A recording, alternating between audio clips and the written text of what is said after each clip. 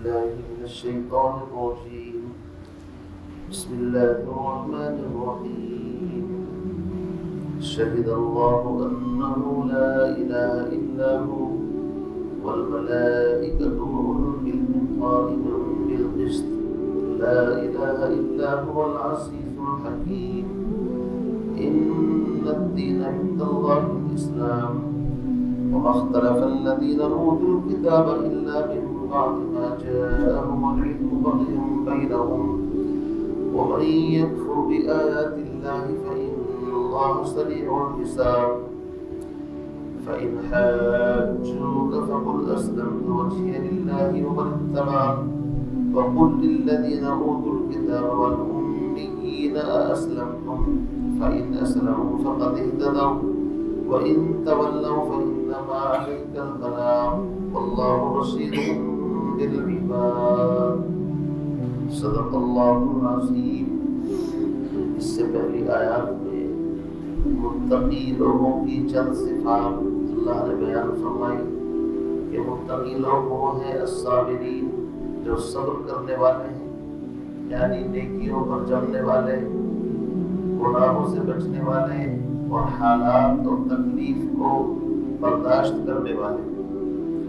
والصادقین، اور متقی لوگ وہ ہیں جو قول میں، فعل میں، عمل میں، ہر چیز میں سچے ہوں. والقانتین، اور متقی لوگ وہ ہیں جو اللہ کے سامنے فرما برداری کرنے والے، اللہ کے سامنے جھکنے والے، اپنی عاجزی کا اظہار کرنے والے.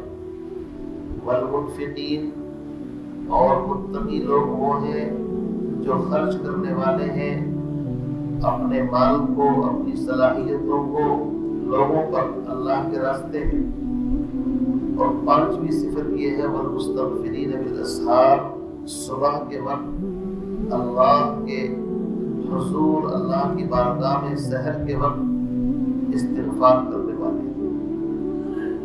کانوا قلیلا من اللیل ما یہجعون وبالاسحار هم یستغفرون. اللہ فرماتے ہیں بہت کم بندے ہیں جو اپنے پہلوؤں کو اپنے بستروں سے الگ کرنے والے ہوں، اور بہت کم بندے ہیں جو سحر کے وقت استغفار کرنے والے ہوں. پتہ چلا کہ اللہ کو صبح کے وقت اپنے بستروں کو چھوڑ کر کے اللہ کے سامنے کھڑا ہونا، توبہ استغفار میں کرنا اللہ کو بے حد پسندیدہ ہے.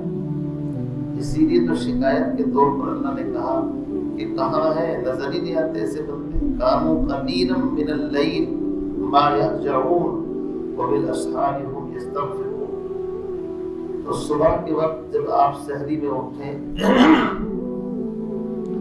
ادنا درجہ یہ ہے کہ کم از کم 70 مرتبہ یا 100 مرتبہ آپ استغفار پڑھ لیں. استغفر اللہ یا استغفر اللہ ربی من کل ذنب واتوب الیہ، یا استغفر اللہ الذی لا الہ الا هو الحی القیوم واتوب الیہ.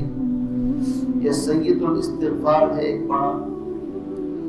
تو بہرحال استغفار صبح کے وقت کرنا یہ بہت اونچا عمل ہے، بہت بڑی عبادت ہے. جو لوگ صبح کے وقت استغفار کرتے ہیں گویا وہ اللہ کے پسندیدہ بندے. تو استغفار میں کوئی وقت بھی نہیں لگتا ہے، اور استغفار کے بغیر ہمیں چارہ کار بھی نہیں ہے. حدیث پاک کے اندر فرمایا کہ جو بندہ استغفار کرتا ہے سمجھو اللہ اس کے گناہوں کو معاف کر دیتا ہے، اور وہ گناہوں پر اصرار اور ضد کرنے والا نہیں سمجھا جاتا.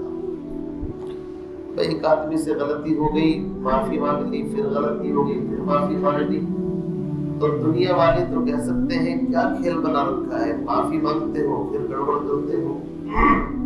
لیکن اللہ رب العزت جتنی مرتبہ تم غلطی کر کے معافی مانگو اللہ کبھی ناراض نہیں ہوتے. یہ نہیں کہتے ہر وقت تو غلطی بھی کرتا ہے معافی بھی مانگتا رہتا ہے. کیوں؟ اس لیے کہ حدیث پاک کا مفہوم ہے ما اسر من استغفار. جو استغفار کرتا ہے وہ اصرار کرنے والوں میں نہیں سمجھا جاتا.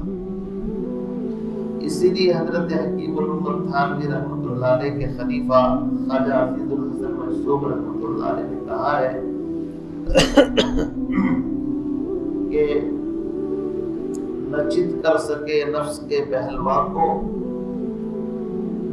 تو یوں ہاتھ پاؤں بھی ڈھیلے نہ ڈالے، ارے اس سے کشتی تو ہے عمر بھر کی، کبھی یہ دبا لے کبھی تو دبا لے، جو ناکام ہوتا رہے عمر بھر بھی، بہرحال کوشش تو عاشق نہ چھوڑے، یہ رشتہ محبت کا قائم ہی رکھے، جو 100 بار ٹوٹے تو 100 بار چھوڑے، 100 بار اگر ٹوٹ جائے تو شیطان شرم دلائے گا، تجھے شرم نہیں آتی بار بار توبہ کرتا ہے، ہم کہیں گے ہم ایسی شرم کو نہیں مانتے، چونکہ اس کا مطلب یہ ہے اگر ہم اللہ سے شرم محسوس کر لیں تو اس کا مطلب اپنی آخرت کو تباہ کر لیں، اس کا مطلب تو یہی ہوا نا۔ ہم کہیں گے بھائی ہم ایسی شرم نہیں کرتے، ہم اللہ کے علاوہ جائیں کہاں، ہمیں تو وہیں جانا پڑے گا۔ اس کی مثال ہے غالب نے ایک شعر کہا تھا، کعبہ کس منہ سے جاؤ گے غالب، شرم تم کو مگر نہیں آتی۔ یہ غالب بہت مشہور شاعر گزرے ہیں، آپ نے سنا ہوگا ان کا نام مرزا غالب۔ تو اس شعر کے اندر اگر دیکھا جائے تو چونکہ غالب کوئی اللہ کا ولی تو تھا نہیں، وہ تو شاعر تھا، تو دنیاوی شعراء کو جو کلام ہوتا ہے اس میں کچھ نہ کچھ کمی کوتاہی رہ جاتی ہے۔ ایک اللہ والے نے کہا کہ یہ شعر مکمل نہیں ہے، اس کا مطلب یہ ہے کہ غلطی کرنے کے بعد کعبہ نہیں جانا چاہیے، اس کا مطلب تو یہ ہوا، وہ یہ کہہ رہا ہے کعبہ کس منہ سے جاؤ گے غالب، شرم تم کو مگر نہیں آتی۔ تو انہوں نے کہا میں اس کی اصلاح کر دیتا ہوں اس شعر کی، اور اصلاح یہ ہے کہ میں اسی منہ سے کعبہ جاؤں گا اور خاک شرم کو خاک میں ملاؤں گا، ان کو رو رو کے میں مناؤں گا، اپنی بگڑی کو یوں بناؤں گا۔ اس کا مطلب یہ ہوا اللہ والا کہتا ہے غلطی ہو گئی تو میں اس در کو پھر بھی نہیں چھوڑ سکتا، مجھے تو جانا پڑے گا۔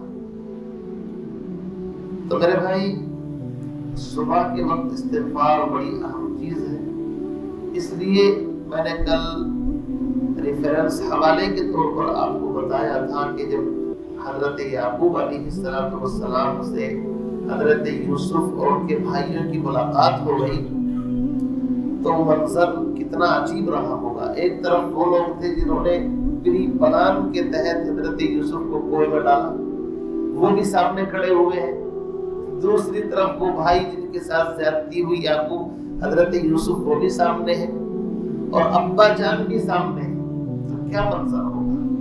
نگاہیں ندامت سے جھک رہی ہوں گی۔ ان بھائیوں نے کہا والد صاحب ہم پچھلی گفتگو کو ڈسکس کرنا نہیں چاہتے، واقعی ہماری غلطی تھی، ہمیں اعتراف ہے کہ ہم نے یوسف پر ظلم کیا، اس میں کوئی شک نہیں۔ اب ہماری درخواست آپ سے یہ ہے یا ابانا استغفر لنا انا کنا خاطئین، ابا جان آپ ہمارے لیے اللہ سے استغفار کر دیجئے تاکہ ہماری غلطیوں کو معاف کر دیں۔ تو حضرت یعقوب علیہ السلام نے جو جواب دیا تھا وہ یہ ہے سوف استغفر لکم ربی، تھوڑا ٹھہر جاؤ، انتظار کرو، میں اپنے رب سے تمہارے لیے استغفار کروں گا۔ مفسرین نے لکھا ہے کہ حضرت یعقوب علیہ السلام نے رات ہی کا انتظار کیا تھا، سحر کے وقت کا، کہ میں اس وقت استغفار کروں گا۔ کیوں؟ اس لیے کہ انبیاء علیہ السلام جانتے ہیں کون سا وقت اللہ کے یہاں قبولیت کا زیادہ ہوتا ہے، اس لیے حضرت یعقوب علیہ السلام نے یہ کہا سوف استغفر لکم ربی، تھوڑا آپ نے درخواست کر دی ہے، ٹھیک ہے میں تمہارے لیے استغفار کروں گا۔ تو سحر کے وقت کو ہم معمولی نہ سمجھیں۔ حضرت لقمان حکیم آپ سب جانتے ہیں حبشی غلام تھے، اللہ نے ان کو حکمت اور دانائی عطا فرمائی، اور جس کو حکمت اور دانائی مل جائے اس کو خیر کثیر مل جاتا ہے۔ حکمت اور دانائی بڑی چیز ہے، ان کی بہت ساری نصیحتیں کتابوں کے اندر ہیں، خود قرآن کے اندر بھی حضرت لقمان کے نام پر پوری ایک سورت کا نام ہی سورہ لقمان ہے۔ ابھی تراویح میں 1-2 دن میں آنے والی ہے انشاءاللہ، اس میں ان کی نصیحتیں ہیں. تو انہوں نے اپنے بیٹے کو ایک نصیحت یہ بھی کی کہ بیٹا مرغ سے زیادہ عاجز اور کمزور مت بننا. کہ مرغ صبح کے وقت اٹھ کر کے اذان دیتا ہے اور تو بستر پر لیٹا رہے، اس کا مطلب یہ ہے مرغ بھی تجھ سے اچھا ہے کہ صبح کے وقت وہ استغفار اور اذان کی صدا بلند کرتا ہے، اس لیے تو اپنے آپ کو مرغ سے زیادہ عاجز مت کرنا. تو عرض کرنے کا مقصد یہ ہے متقین لوگوں کی صفات بیان کی ہے. اب آج دیکھیے اللہ رب العزت نے توحید کے اوپر 3 گواہی پیش کی ہے. اپنی گواہی، فرشتوں کی گواہی، فرشتے تو کہتے ہی نہیں، وہ جو اللہ نہ کہے ان سے اللہ کی فرمانبرداری کرتے ہیں، اور اہل علم کی گواہی. یہ آیت بہت اہم ہے کہ اس میں اللہ نے اہل علم کو، فرشتوں کو اپنے ساتھ ملا کر کے ان کا مقام اور مرتبہ بلند کر دیا. آیت کا شان نزول یہ ہے، مدینہ منورہ کے اندر 2 آدمی ملک شام سے عالم فاضل پڑھے لکھے اہل کتاب جیسے تھے، تورات انجیل کے جاننے والے، مدینے کی بستی میں ان کا گزر ہوا. تو انہوں نے مدینہ منورہ کے باغات حال چال کو دیکھ کر کے اپنی کتابوں میں جو پڑھا تھا وہ ان کے سمجھ میں آ گیا. انہوں نے کہا کہ لگتا ہے کہ یہ وہ بستی ہے کہ جس کا ذکر ہماری آسمانی کتابوں میں تورات انجیل میں ہے، اور آخری پیغمبر محمد یہاں پر ہجرت کر کے آئیں گے صلی اللہ علیہ وسلم. یہ ان کی ہجرت کی جگہ معلوم ہوتی ہے. اور وہ تذکرہ کر رہے تھے آپس میں. کسی سے انہوں نے پوچھا کہ کون سی بستی ہے، تو اس وقت اس کو طابا اور یثرب کہتے تھے، بعد میں اس کا نام مدینہ الرسول پڑا. تو کسی آدمی سے انہوں نے معلوم کیا کہ یہاں کوئی نیک آدمی رہتے ہیں. انہوں نے سوچا کہ چلو اس نیک آدمی کے پاس چلتے ہیں. ان دونوں آدمیوں نے جب یہ وہاں سفر کر کے گئے تو ان کی نظر جب پڑی تو انہوں نے ان کو دیکھ کر کے محسوس کیا کہ شاید یہی وہ آخری پیغمبر ہے جن کا ذکر ہماری کتاب میں ہے. تو انہوں نے پوچھا آپ کا نام کیا ہے؟ فرمایا میرا نام محمد. اب یہ بڑے خوش ہوئے. پھر کہا کہ کیا آپ کا نام احمد بھی ہے؟ کہ ہاں میرا نام احمد بھی ہے، محمد بھی ہے. اب ان لوگوں نے بغیر کسی تاخیر کے کلمہ شہادت پڑھ کر کے اپنے ایمان کا، اسلام کا اظہار کیا. لیکن ایک سوال کیا کہ ہم کلمہ پڑھتے ہیں، لیکن ایک سوال آپ سے کرنا چاہتے ہیں، اور وہ سوال یہ ہے کہ آپ پر جو اللہ کی طرف سے کتاب نازل ہوئی ہے اس میں سب سے بڑی آیت شہادت کون سی ہے؟ آیت شہادت جس میں گواہی کا ذکر. تو جبریل امین تو ساتھ تھے نبی علیہ السلام کی، چونکہ 83 آیتیں نجران کا جو وفد آیا تھا ان کے سوال کے جواب میں نازل ہوئی. ان آیات میں ان پر بھی رد ہو رہا ہے، چونکہ توحید کا مطلب یہ ہے کہ اللہ ایک ہے، تو عیسیٰ خدا نہیں ہے، خدا کے بیٹے نہیں ہے. آٹومیٹک رد ہو رہا ہے ان کے اوپر، اور ان کے باطل دعووں کی جو حقیقت ہے وہ خارج ہو رہی ہے. تو نبی علیہ السلام نے یہی آیت پڑھ کر کے سنائی، شہید اللہ انہ لا الہ الا ہو والملائکۃ واولو العلم قائما بالقسط لا الہ الا هو العزیز الحکیم. بس پھر کیا تھا، وہ کلمہ پڑھ کر کے مسلمان ہوئے کہ آپ سچے نبی ہیں. بالکل صحیح بتایا آپ نے. اس کا مطلب یہ ہے کہ یہ گواہی پہلی آسمانی کتابوں میں بھی ہے. اس کا مطلب یہ ہے کہ تورات میں، انجیل میں، زبور میں، آسمانی کتابوں کے اندر بھی یہ گواہی جس کا ذکر یہاں قرآن کے اندر. گواہی کس چیز کی ہے؟ ایک دعویٰ ہے کہ اللہ کے علاوہ کوئی معبود نہیں. یہ ایک دعویٰ ہے. دلیل کیا ہے؟ دلیل اللہ نے آسمانی کتابوں میں دی، فرشتوں نے اپنی زبان سے جو تسبیح پڑھتے ہیں سبوح قدوس ربنا ورب الملائکۃ والروح سبحان اللہ الحمدللہ، وہ اپنی زبان سے تسبیح کے ذریعے سے، اور اہل علم اپنی تقریرات تحریرات میں دیتے ہیں۔ باقی اللہ کے وجود کی گواہی ساری آسمانی کتابوں نے دی، سارے پیغمبروں نے دی، اور کائنات کا ہر ذرہ اللہ کی وحدانیت کی گواہی دیتا ہے۔ ہر ذرہ، ہر گیا ہے کہ الزمین رویت وحدہ لا شریک لہو گویت، زمین سے اگنے والا گھاس کا، درخت کا، ایک دن کا، وہ بھی اپنے وجود سے اللہ کے وجود کی شہادت اور گواہی دیتا ہے۔ اسی لیے قرآن میں فرمایا سنریہم آیاتنا فی الآفاق وفی انفسہم حتی یتبین لہم انہ الحق، ان قریب ہم تمہیں آفاق میں اور تمہارے اپنے نفس میں ایسے دلائل دکھائیں گے کہ تمہیں معلوم ہو جائے گا کہ اللہ کی ذات بالکل حق اور سچ ہے۔ آپ دیکھ لیجیے کائنات میں غور کر دیجیے، ہر چیز اللہ کے وجود کی گواہی دے رہی ہے، بنی ہوئی چیز بنانے والے کے وجود کی گواہی دیتی ہے۔ حضرت ابراہیم علیہ السلام کا واقعہ انشاءاللہ آئے گا کہ انہوں نے پہلے چاند کو، سورج کو، ستاروں کو اپنا معبود کہا، پھر وہ جب چھپ گئے کہا کہ چھپنے والے ہمارے خدا نہیں ہو سکتے۔ آخر میں انہوں نے کہا انی وجہت وجہی للذی فطر السماوات والارض حنیفا وما انا من المشرکین، میں اعلان کرتا ہوں کہ ان آسمان، زمین، چاند، سورج، ساری چیزوں کو جو بنانے والا ہے میں اسی کی طرف اپنا رخ کرتا ہوں، بس وہی میرا رب ہے اور میں شرک کرنے والوں میں سے نہیں ہوں۔ تو ہر چیز اپنی طرف انسان کو دعوت دیتی ہے۔ حضرت علی رضی اللہ تعالیٰ عنہ سے کسی نے پوچھا کہ اللہ کے ایک ہونے کی دلیل کیا ہے؟ حضرت علی نے فرمایا رضی اللہ تعالیٰ عنہ، شہتوت کے پتے۔ اب آپ بتائیے شہتوت کے پتے اللہ کے وجود کی دلیل کیسے ہیں؟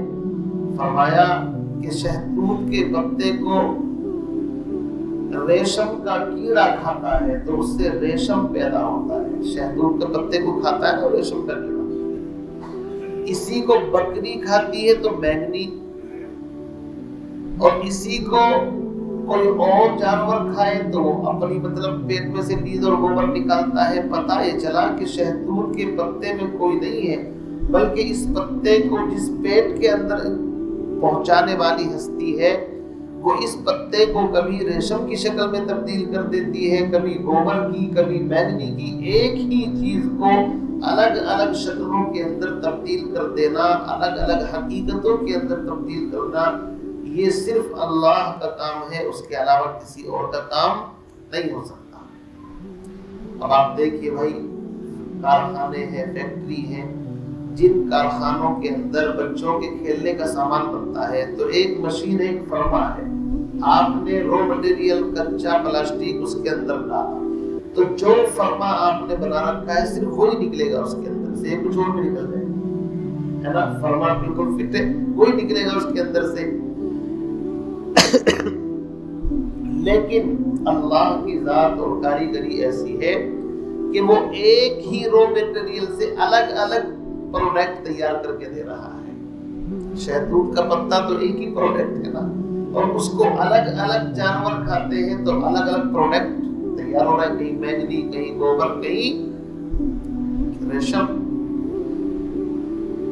ایک عربی دیہات کے رہنے والا آدمی، گاؤں جنگل میں رہنے والا آدمی، اس سے پوچھا تم نے رب کو کیسے پہچانا؟ اس نے کہا میں نے مینگنی کو دیکھ کر کے، اونٹ کی مینگنی سے اپنے رب کو پہچان لیا۔ کہ کیسے پہچانا؟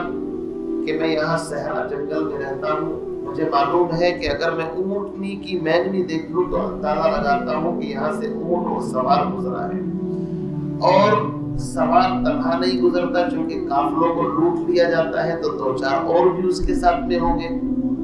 تو جب میں اونٹنی کی مطلب مینگنی کو دیکھ کر کے قافلے کا یقین کر لیتا ہوں کہ یہاں سے کوئی قافلہ گزرا ہے، تو یہ برجوں والا آسمان، یہ چاند، یہ سورج، یہ زمین، یہ نباتات، یہ ساری چیزیں کیا اپنے بنانے والی کی مجھے دعوت نہیں دیتی؟ مجھے پتا ہے ان کا کوئی بنانے والا ہے اور وہی ہمارا رب اور خالق ہے۔ آگے چل کر کے اللہ نے بہت ساری دلیلیں دی ہیں۔ کہیں فرمایا لو کان فیہما آلہۃ الا اللہ لفسدتا، اگر زمین آسمان میں ایک کے خدا اور اس کے علاوہ کئی خدا ہوتے تو اب تک زمین آسمان کا نظام درہم برہم ہو جاتا، کیونکہ ہوتا نہیں ہوتا۔ ایک کہتا کہ سورج نکلنا ہے، دوسرا کہتا نہیں بارش کی بھی تو ضرورت ہے، تیسرا کہتا ہواؤں کی ضرورت ہے، تو آپس میں کمپٹیشن ہوتا، جھگڑے ہوتے، فساد ہوتے۔ لیکن آج تک زمین آسمان میں کوئی فساد ہوا ہے؟ نہیں ہوا ہے۔ یہ اس بات کی نشانی ہے کہ نظام ایک کے ہاتھ میں ہے۔ اس سے پتہ یہ چلا کہ اگر گھر کے اندر، فیملی کے اندر، گاؤں کے اندر، ملک کے اندر نظام ایک کے ہاتھ میں ہوگا تو کام صحیح چلے گا، اور اگر نظام چند آدمیوں کے ہاتھ میں ہوگا تو کام صحیح نہیں چل سکتا۔ ان کے اندر درجات ہونے چاہیے۔ ملک کا وزیر اعظم ایک ہے، نائب وزیر اعظم الگ ہے، پھر اس کے بعد میں چھوٹے چھوٹے عہدے ہیں، اور اگر سب کی حیثیت ایک ہی درجے کی ہو جائے تو لڑائی جھگڑا طے ہے بالکل۔ اس لیے آپ دیکھ لیجیے مسجدوں کے، مدرسوں کے نظام خراب کیوں ہے؟ اس لیے کہ وہاں ہر آدمی یہ چاہتا ہے کہ میں بھی اتنی ہی حیثیت کا ہوں جتنا فلاں آدمی حیثیت کا ہے، اس لیے ہر آدمی کی کیچڑ رہتی ہے، لہذا نتیجہ یہ نکلتا ہے کہ نظام صحیح نہیں چلتا۔ ورنہ اگر ایک اصول بنا لیا جائے کہ اس کا مقام یہ ہے، اس کی بات یہاں تک چلے گی، دوسرے کی یہاں تک، تیسرے کی، تو پھر کبھی نظام خراب نہیں ہو سکتا۔ فیملی کے اندر تباہی جب آتی ہے، چار بھائی ہیں، اگر چاروں اپنی اپنی چلانے لگے تو فیملی نظام چلے گا، جوائنٹ فیملی کا نظام نہیں چل سکتا۔ اور اگر ایک کو ذمہ دار بنا لیا، باقی سب اس کے ماتحت ہو کر کے کام چلے گے تو فیملی کا نظام چلتا رہے گا۔ کل ملا کر کے یہ ضابطہ ہے، اصول ہے، کہیں تک آپ اس کو لے کر کے چلے جائیں گے۔ تو میرے بھائیو یہاں پر دیکھیے اللہ نے گواہی دی، کائنات کی ہر چیز، یہاں تک کہ انسان کا وجود اللہ کی وحدانیت کی گواہی کیسے دیتا ہے۔ ہمارا وجود سر سے لے کر پیر تک، اس کا ایک ایک عضو آپ فنگر پرنٹ لگاتے ہیں نہیں دستاویز کے اوپر، اللہ نے قرآن کے اندر فرمایا ہے کہ تمہاری انگلیوں کے نشان بھی ہم نے ایک دوسرے سے الگ پیدا کیے ہیں۔ آج سائنس اس بات کو ثابت کر رہی ہے کہ قرآن کی آیت سچی ہے، اسی لیے دستاویزات کے اوپر کیا لیے جاتے ہیں؟ Finger print. اللہ رب العزت نے تو بہت پہلے بتا دیا تھا، سائنس تو آج کر رہی ہے اس بات کو۔ لاکھوں اربوں کھربوں انسان ہیں لیکن ایک کا دوسرے سے میچ نہیں کرتا، اور وہ کرتا ہے کہ بھائی نہیں کرتا۔ یہ انگلیوں کی جو کوڑے ہیں یہ کس نے بنائے ہیں؟ دیکھنے میں ایک جیسی انگلیاں ہیں لیکن ان کے اندر نشانات چھپے ہوئے ہیں، وہ ایک دوسرے سے نہیں ملتے۔ ایک دوسرے سے چہرہ ملتا جلتا ہو سکتا ہے لیکن بڑا فرق ملے گا جب آپ دونوں کو سامنے بٹھا لیں گے۔ اسی طریقے سے ہر انسان کی سوچ، اس کی صلاحیتیں الگ الگ، اسی لیے اللہ نے فرمایا یا ایھا الانسان ما غرک بربک الکریم الذی خلقک فسواک فعدلک فی ای صورت ما شاء رکبک۔ اور انسان تجھے کس چیز نے تیرے رب سے غافل کر رکھا ہے؟ اس نے تجھے پیدا کیا، صحیح انداز سے تیرے ہاتھ، کان، پیر اور ایک ایک عضو تیرے جسم کے اندر فٹ کیا، پھر بھی تو کسی اور کو مانتا ہے۔ فی ای صورت ما شاء رکبک۔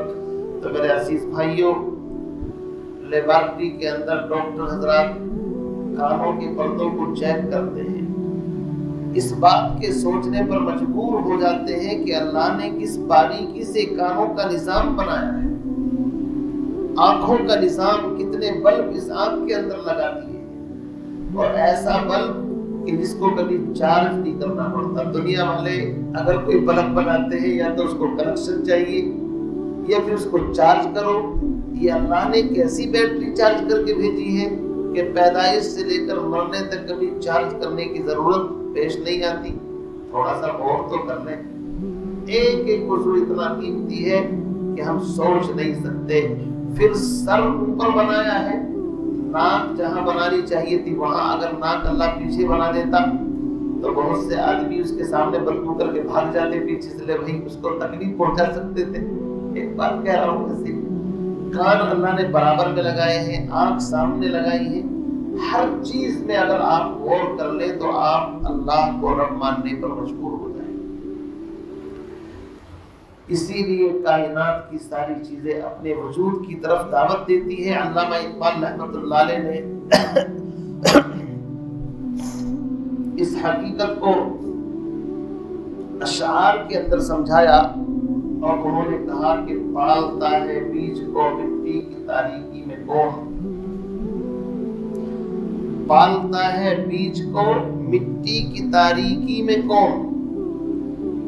آپ دیکھیے بیج اس کو زمین میں ڈال کر کے آ جاتے ہیں، عقل تو یہ کہتی ہے کہ مٹی میں تو چیزیں ختم ہو جاتی ہیں، گل جاتی ہے، سڑ جاتی ہے، لیکن اس سڑی ہوئی چیز سے ایک نیا درخت کون پیدا کرتا ہے؟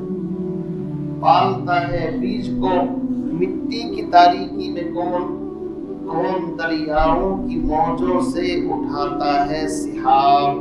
یہ بادل جو برستے ہیں یہ کہاں سے آتے ہیں؟ سمندر سے، دریاؤں سے پانی کو اٹھایا جاتا ہے اور وہاں سے پھر زمین کے جس حصے پر اللہ چاہتے ہیں برسا دیتے ہیں۔ تو فرمایا ہے کون دریاؤں کی موجوں سے اٹھاتا ہے سحاب، اور کون لایا کھینچ کر پچھم سے بادے سازگار۔ کبھی ہوا پروا چلتی ہے، کبھی پچھوا چلتی ہے، کبھی اور طرح کی ہوا چلتی ہے، الگ الگ یہ ہواؤں کا نظام کہ کبھی مشرق سے مغرب کی طرف، کبھی مغرب سے مشرق کی طرف، یہ کون لاتا ہے؟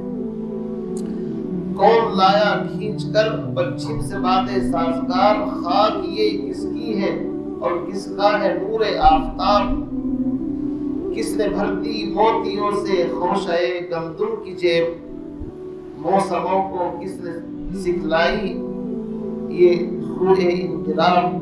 تو علامہ اقبال نے کہا ہے کہ موسم کبھی سردی ہے، کبھی گرمی ہے، اور کبھی مطلب ربیع کی فصل ہے، کبھی خریف کی فصل ہے، کبھی الگ الگ موسم کلائمیٹ جو چینج ہوتے ہیں، ان سب کو کس نے کام پر لگا رکھا ہے؟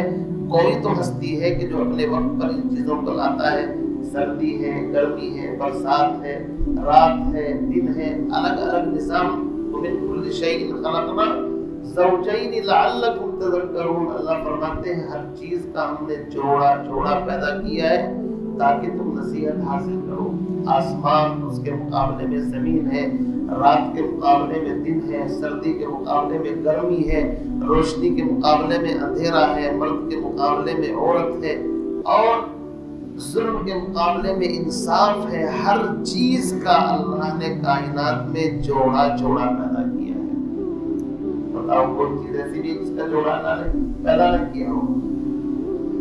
تو اللہ فرماتے ہیں کہ ان چیزوں سے مجھے پہچانو۔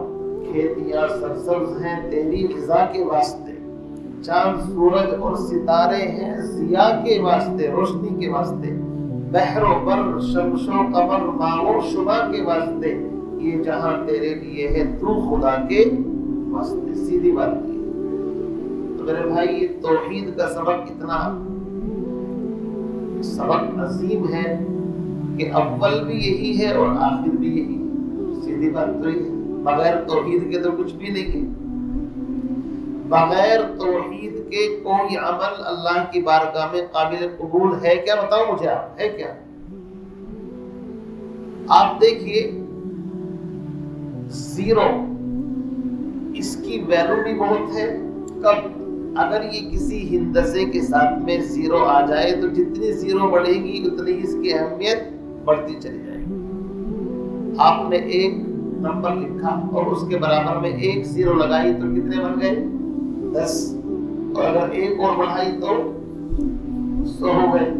تو آپ ایک کے بعد میں جتنی زیرو بڑھائیں گے ہر زیرو کی ویلیو ہوتی چلی جائے گی۔ لیکن اگر شروع میں ایک نہ ہو، اس کو ہٹا دیجیے تو آپ کتنی بھی زیرو لکھتے رہو، اس زیرو کی پھر کوئی حیثیت اور اہمیت، کوئی بھی ویلو نہیں ہے اس کی۔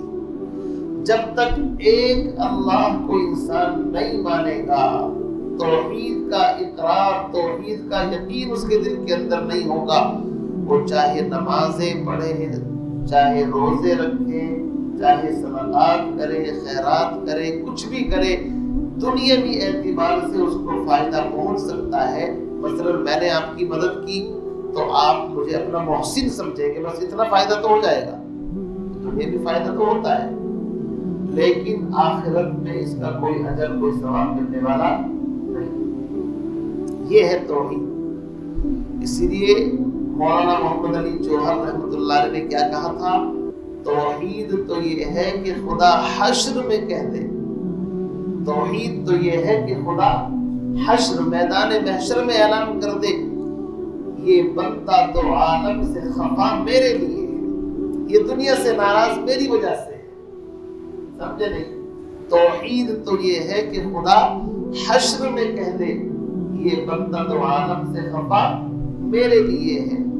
اور آگے کیا کہا، تم یوں ہی سمجھنا کہ فنا میرے لیے ہے، پر غیب میں سامان بقا میرے لیے ہے۔ تم کن کو؟ فرنگیوں کو کہا جا رہا ہے، تم آج مجھے مانتے ہو نا، تو تم چلو سمجھ لینا میں فنا ہو گیا، حالانکہ میں فنا نہیں ہو رہا ہوں، غیب میں میرے لیے بہت کچھ سامان موجود ہے۔ تم یوں ہی سمجھنا کہ فنا میرے لیے ہے، پر غیب میں سامان بقا میرے لیے ہے۔ توحید تو یہ ہے کہ خدا حشر میں کہہ دے، یہ بندہ تو عالم سے خفا میرے لیے ہے۔ ہاں یہ بات ہے، اس کو سمجھنا پڑے گا۔ اور ان کی بیٹی نے خط لکھا ابا جان کو، برٹش حکومت تھی تو وہ تو برطانیہ کے اندر گئے ہوئے تھے، وہاں تحریک چلا رکھی تھی کہ گھر والے بیمار ہیں، میں بھی بیمار ہوں، آپ کی زیارت کرنا چاہتی ہوں۔ ایک خط لکھ کر کے یہاں سے بھیجا، جذباتی خط تھا، تو اس خط کو پڑھ کر کے حضرت نے اس کی پشت پر جو اشعار لکھے وہ بھی عجیب اشعار تھے۔ حضرت نے اس کا جواب یہ دیا، میں تو مجبور سہی پر اللہ تو مجبور نہیں۔ یہ توحید ہے، دیکھو سمجھو آپ، توحید کا سبق۔ فرمایا بیٹی میں مجبور ہوں، نہیں آ سکتا، میں تو مجبور سہی پر اللہ تو مجبور نہیں۔ تم سے میں دور سہی، وہ تو مگر دور نہیں۔ اور تیری صحت ہمیں منظور ہے، لیکن اس کو نہیں منظور تو پھر ہم کو بھی منظور نہیں۔ اگر اللہ کو تیری صحت منظور ہوگی تو مجھے بھی منظور ہے، اور اگر اس کو تیری صحت منظور نہیں تو پھر مجھے بھی منظور نہیں ہے۔ یہ ہے وہ توحید کہ جس کو پڑھنے کے لیے، سمجھنے کے لیے انسان کی زندگی کھپ جاتی ہے، لیکن اسی چیز میں سب سے زیادہ گڑبڑ ہوتی ہے۔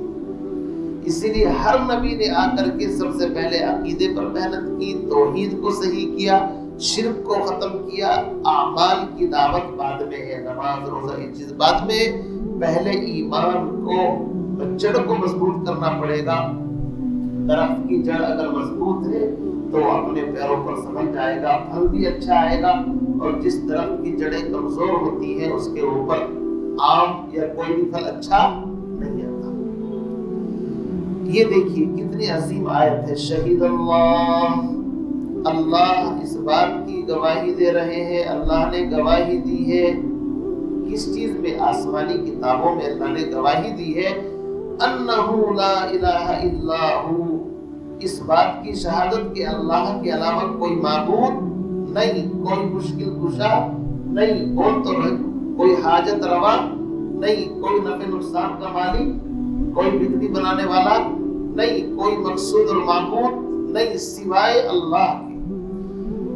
اللہ نے گواہی دی، والملائکہ، اور فرشتوں نے بھی گواہی دی۔ فرشتے تو سبحان اللہ، الحمدللہ، اللہ اکبر، ان کی زبان پر تو اللہ کی بڑائی کے علاوہ کچھ ہے ہی نہیں، کوئی رکوع میں ہے، کوئی سجدے میں ہے، کوئی کھڑا ہے، کوئی بیٹھا ہے۔ آگے فرمایا کمال یہ ہے کہ اللہ نے اہل علم کو بھی اس گواہی کے اندر شامل فرما کر کے علماء کی عزت افزائی فرما دی، فرمایا وَأُولُو الْعِلْمِ، اور اہل علم بھی اپنی تقریر تحریر بیان میں اللہ کی بڑائی اور اس کی عظمت، اس کی کبریائی کی شہادت دیتے ہیں۔ اور آگے فرمایا قائمًا بالقسط، اللہ قائم کرنے والا ہے انصاف کے ساتھ۔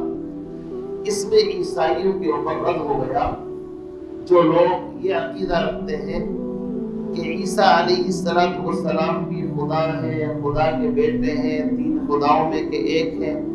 فرمایا کہ عیسیٰ علیہ السلام انصاف کے ساتھ، عدل کے ساتھ کسی چیز کو قائم رکھنے کی صلاحیت نہیں رکھتے، وہ اللہ کے بندے ہیں، نبی ہیں، یہ شان صرف اللہ کی ہے جو ہر چیز کو انصاف سے قائم رکھ سکتا ہے۔ آگے پھر وہی دعویٰ لا الہ الا ہو۔ دیکھو آیت جب شروع ہوئی تھی، سورۃ الف لام میم اللہ لا الہ الا ہو، اسی لفظ سے شروع ہوئی تھی نا۔ یہی آیت پھر آ رہی ہے لا الہ الا ہو، اس کے علاوہ کوئی معبود نہیں ہے، اس کے علاوہ کوئی ہے ہی نہیں کہ جس کے سامنے جھکا جا سکے، جس کو رب کہا جا سکے۔ آگے دلیل دی هو العزیز الحکیم، وہ زبردست ہے اور حکمت والا ہے۔ دو صفتیں بیان فرمائی، کسی بھی چیز سے کو انصاف کے ساتھ تبھی باقی رکھا جا سکتا ہے جب اس کے اندر دو صلاحیتیں ہوں، ایک تو زبردست ہو کہ اس سے کوئی بھاگ نہ سکے، اور دوسرے یہ کہ اس کے کام میں حکمت بھی ہو۔ اللہ رب العزت اتنے زبردست ہیں کہ کوئی مجرم اگر وہ پناہ نہ دینا چاہے تو آسمان اور زمین بھی اس کو پناہ نہیں دے سکتے، یہ چھپا سکتے ہیں، اس کو بتائیے۔ اگر اللہ کا کوئی باغی ہو، مجرم ہو، اور اللہ اس سے ناراض ہو جائے تو وہ کہاں پناہ لے گا؟ اللہ ہی کی بنی ہوئی چیز ہے نا، وہ تو اللہ کی غلام ہے، یہ کہیں چھپ نہیں سکتا ہے۔ تو عزیز کا مطلب یہ ہے کہ آسمان زمین کائنات کی کوئی جگہ اس کو پناہ نہیں دے سکتی، انڈر گراؤنڈ نہیں ہو سکتا، اللہ کے سامنے ہے، عزیز ہے۔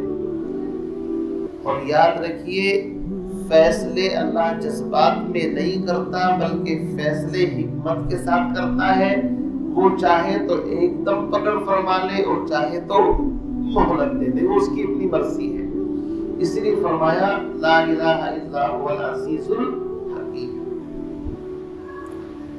شیطان کو اللہ نے پکڑا، زمین پر دے کر کے مار دیا۔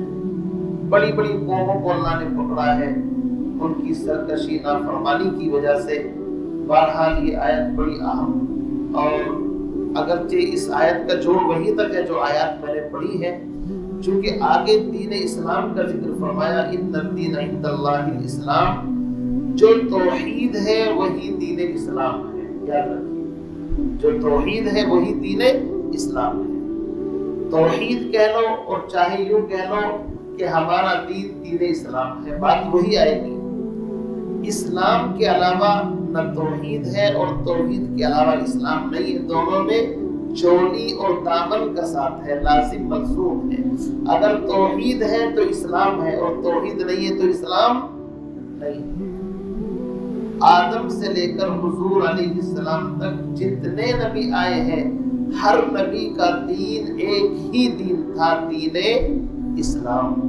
اسی لیے ابراہیم علیہ السلام کے بارے میں گزر چکا ہے کہ اللہ نے کہا تھا اسلم، اسلام لے آ، تو انہوں نے کہا اسلمت لرب العالمین، میں سارے جہان کے پروردگار کے سامنے اپنے آپ کو جھکاتا ہوں، اسلام قبول کرتا ہوں۔ ایک ہے ایمان، ایک ہے اسلام، دونوں میں فرق ہے۔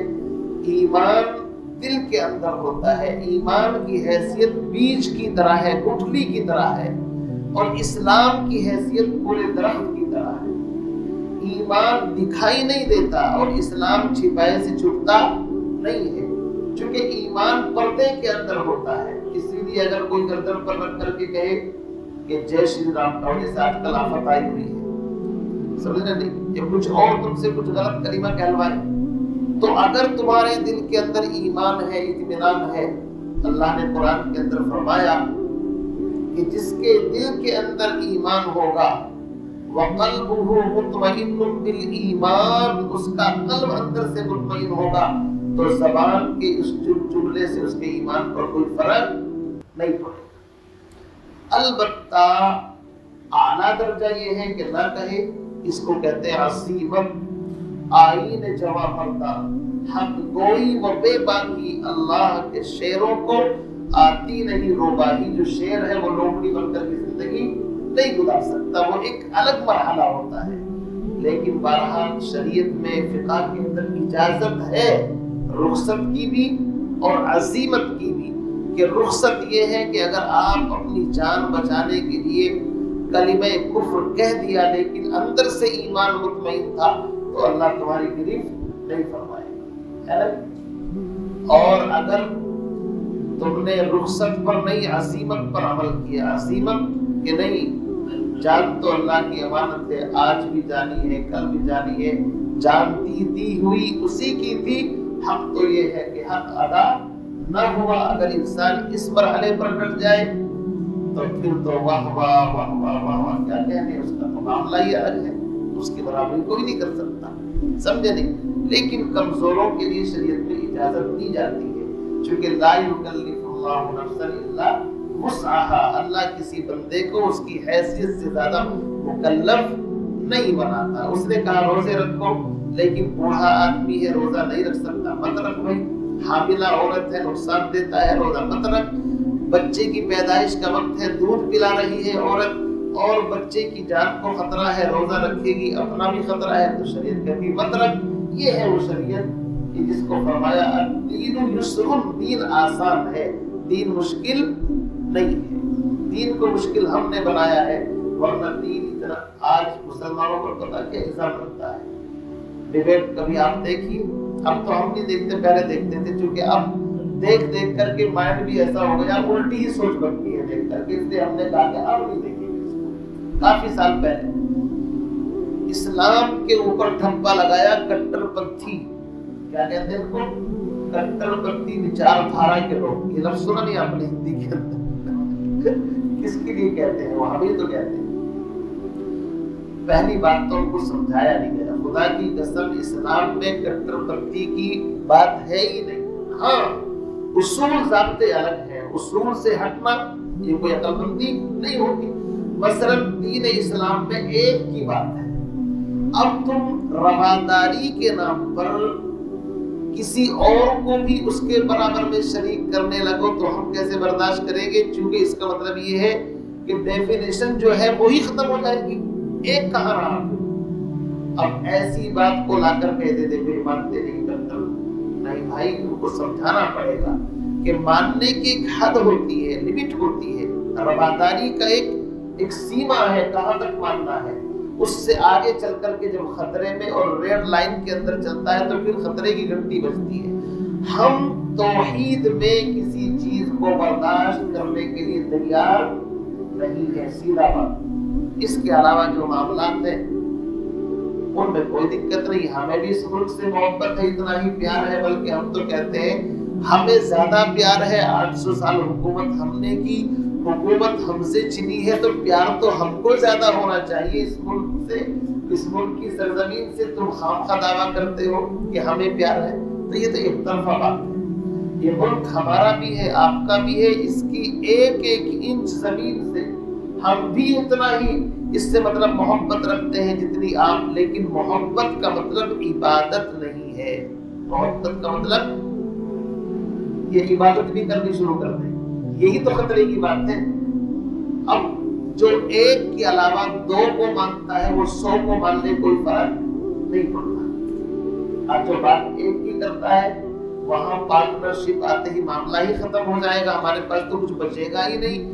اس لیے ہم کہتے ہیں عبادت اللہ کی ہے، اطاعت رسول اللہ کی ہے اور خدمت خلق اللہ کی ہے، تو ہم خدمت خلق کے لیے تیار ہیں۔ اور وہ کہتے ہیں کہ نہیں، عبادت جس طرح اللہ کی ہے ایسے ہی رسول کی بھی کرو، ایسے ہی مخلوق کی بھی کرو، اور مخلوق زمین آسمان مخلوق ہی تو ہے۔ ہم کہتے ہیں خالق اور مخلوق ایک پلیٹ فارم پر جمع نہیں ہو سکتے، خالق خالق ہے، مخلوق مخلوق ہے۔ اللہ کی ذات اور صفات میں اگر مخلوق کو کہیں سے بھی جوائنٹ کر دیا تو ایمان باقی نہیں رہتا. یہ چیز ہمیں آگے نہیں بڑھنے دیتی. اور ہم پڑھے لکھے لوگ ہیں, ہم سے کچھ سیکھو. سمجھے نہیں؟ آپ فرق ہی نہیں کر پا رہے ہیں خالق اور مخلوق کے درمیان. آپ نے خالق کو وہی مقام دے دیا اور پیپل کو اور دنیا بھر کی چیزوں کو جن کی تم پرستش کرتے ہو ان کو بھی وہی درجہ دے دیا. تو بھائی گڑبڑی آپ کے اندر ہے, ہمارے اندر الحمدللہ نہیں ہے. ہم خالق کو خالق کہتے ہیں, مخلوق کو مخلوق کہتے ہیں. یہی فرق ہمیں کٹر پنتھی کا جو فرق ہے نا, اسی وجہ سے ہم پر لیبل لگتا ہے. حالانکہ ان کی بات غلط ہے. اگر وہ سنجیدگی سے اس بات کو سمجھے اور کرے تو حقیقت کو ماننے پر مجبور ہوں گے کہ واقعی اللہ کے برابر کائنات کی کوئی چیز نہیں ہو سکتی. یہ مخلوق ہے, فانی چیزیں. اللہ ہمیشہ سے ہے, ہمیشہ باقی رہے گا. اور ساری مخلوق اللہ ہی کی تسبیح کرتی ہے بھائی. ساری مخلوق قرآن میں جگہ جگہ پر بھرا پڑا ہے. الم ترى, راتی پڑھا ہے ہم نے, الم ترى ان اللہ یسبح له من فی السماوات ومن فی الارض والطیر صافات کل قد علم صلاته وتسبیحه. آسمان زمین کی کوئی چیز ایسی نہیں ہے جو اللہ کی بڑائی اور تعریف نہ کرتی ہو, لیکن تم ان کی تسبیح کو سمجھتے نہیں ہو. ہم تو انسانوں کی گفتگو نہیں سمجھتے. کیرلا میں چلے جاؤ وہ کیا بولتے ہیں ہم نہیں سمجھتے, حالانکہ انسان ہے, مسلمان ہے اور بھائی ہے ہمارے. گجرات میں چلے جاؤ ان کی بھاشا اور پنجاب میں چلے جاؤ چلو کچھ تھوڑی بہت سمجھ لیتے ہیں, چونکہ یو پی کے ہمارے دلی کے قریب ہے. تو جانوروں کی بولی ہم کیسے سمجھیں گے؟ لیکن حقیقت بات یہ ہے کہ وہ اللہ کی تسبیح بیان کرتے. اس لیے میرے بھائیوں, اللہ اللہ ہے, خالق خالق ہے, مخلوق مخلوق. تو دین کی بات کر رہا تھا میں. دین اسلام اور توحید دونوں ایک ہی ہیں. کل انشاءاللہ اس کو مضمون کو آگے بیان کریں گے. اللہ تعالیٰ سے دعا فرمائے مجھے آپ کو ان باتوں پر عمل کی توفیق نصیب فرمائے, اور توحید خالص کے ساتھ بغیر شرک کی ملاوٹ کے اللہ تعالیٰ ہمیں زندگی گزارنے کی توفیق عطا فرمائے. شرک خطرناک وائرس ہے.